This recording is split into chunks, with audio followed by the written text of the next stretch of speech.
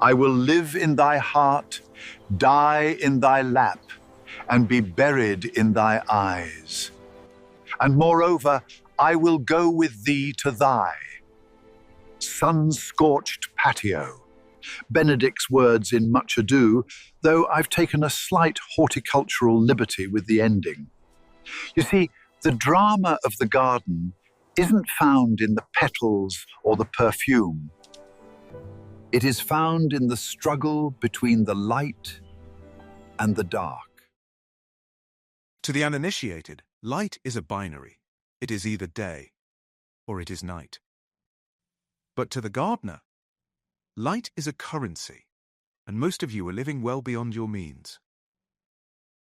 We speak of full sun as if it's a moral standing, but in reality, it's a clock. To a plant, a photon is a packet of energy. If the plant doesn't get enough packets, the factory shuts down. No flowers, no fruit, just a slow, leady crawl toward a sun it can never quite reach. Let's look at the three archetypes of the garden stage. First, the drama queen. This is full sun. We are talking 6 to 8 hours of direct, unadulterated solar bombardment. This is where the transpiration pump is working at maximum capacity. Plants here, think roses, lavender, or zinnias, are high-performance athletes. They drink deep and they sweat fast. If you put them in the wings, they'll simply refuse to perform. Next, the compromise artist. This is part shade. The most misunderstood zone in the garden. It's not half darkness. It's a specific window of opportunity. Usually, these performers want the gentle morning light, but they require a stage-left exit before the harshness of 2 p.m. hits. Finally, the introvert. Full shade.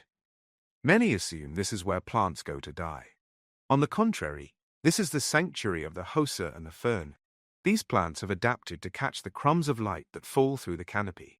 They have broader leaves to act as larger solar panels. They don't want the spotlight. They want the atmosphere. The conclusion? The physics is simple. Light equals energy. Energy equals growth. If you don't have the hours, you don't have the show. Before you buy the plant, you must buy a stopwatch. Watch your shadows for a single Saturday. Only then will you know if your garden is a Broadway stage or a dimly lit basement. Now, let us examine the hydrangea fantasy. I once worked with a client who possessed a courtyard that was, for all intents and purposes, a solar oven. South-facing, white stone walls, and not a lick of wind. She had seen a magazine spread of a sprawling estate in the Cotswolds, all mist, damp air, and blue blooms. She wanted that vibe. But vibes, unfortunately, do not regulate leaf temperature.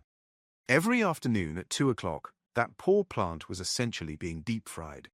The white stone reflected the heat upward.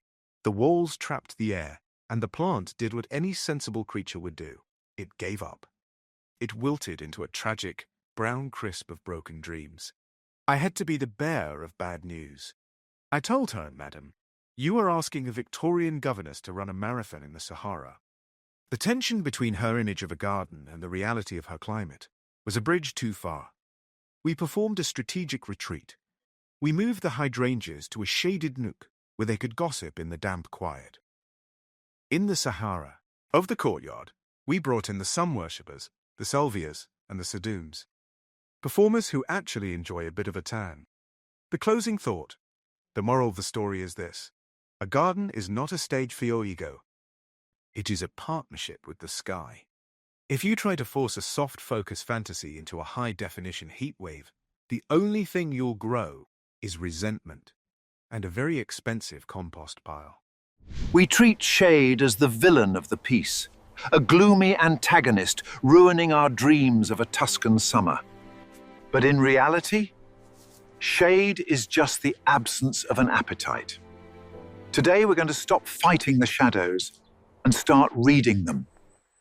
Because in the garden, as in Shakespeare, the most interesting things often happen in the corners where the spotlight doesn't reach. So we return to the original question. Is it a tragedy when the sun fails to hit your courtyard?